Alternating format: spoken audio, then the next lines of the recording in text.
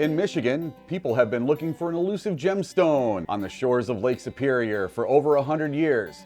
Please join me on Unlocking Secrets with special guest, Mr. Mark Bowen. Holy crap! It is just too good to be true. I just already found a killer agate. Wow! It's not every day that you look down and you see that, something like that.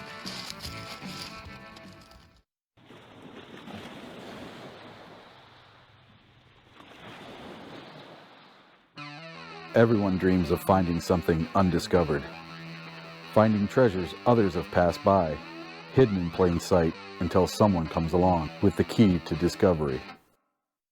My name is Eric Rintamaki, and in 2017, I uncovered a secret that would change my life forever: Uperlights.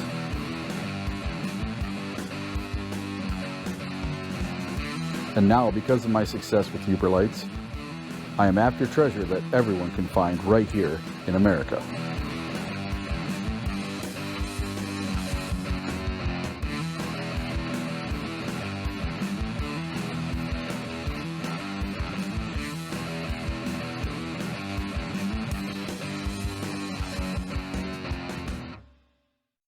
So Mark, what got you interested in agate picking in the first place?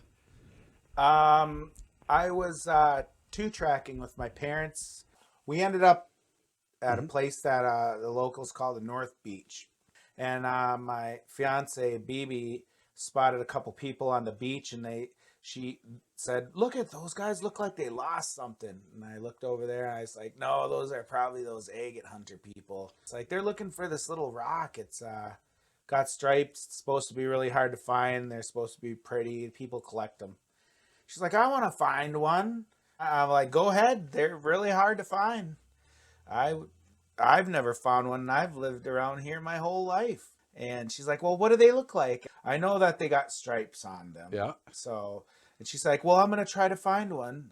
And then like 2 seconds later, she hands me this rock right here. And she handed me that, and I'm like, "Oh my God." Oh yeah, I like that. I think that's an agate. She's like, "Really? I found one?" She's like, "These aren't hard to find." I'm like, "They're supposed to be really hard to find. I've never seen one in my life." She's like, "So pretty." She's like, "Let's start hunting agates." And I was like, "Hey, that sounds like a fun new hobby for us to do." So what's this rock? All right, this agate is one of the agates I found this fall. It was right around Thanksgiving time. I got a YouTube video. As you can see, I definitely wasn't expecting to find anything like I found. It was killer. Oh yeah, and there was some guy's tracks up there. I thought for sure I was the only one on that beach, and I just got done seeing someone's tracks, and I was like, "Oh man, someone went through here." Yes, look how difficult that is to see on the beach. Yeah, he didn't see that, but I did. I didn't know that it was going to have that nice face on it. I thought it was going to be a weird quartzy carnelian of some sort. But then I looked at it and I was like, "Whoa, that's a nice face. Candy striper. Thank you." All right, next up, Mark, why don't you tell me about this agate here? We went up to the beach and I started walking down the beach, and she got tired, so she said, "I'm going to stay behind and wait for you." I kept walking. But then I noticed about a half mile down the beach, I turned around and there's these two people. They were following me, and I couldn't tell whether they're agate hunters or not, but I kept hunting, and then I'd look behind me, and they're getting closer and closer every time, and I was like, "Man, I'm going to try to hurry up, walk way down there. Then I'll turn around and slowly hunt on my way back." And they were walking way up in the high. But then once they got past me, they came right down to the water's edge where I was, like about 100 yards ahead of me, and started hunting agates. I could tell because they were picking up rocks and looking at them. And I'm like, "Well, hello to you guys too, man."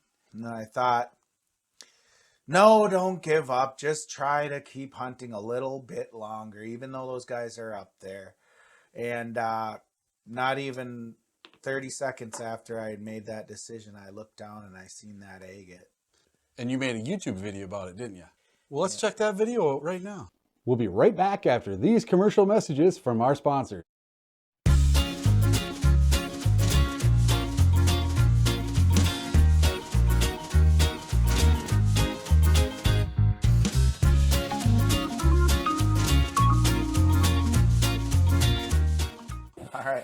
everybody. It's been a while, right?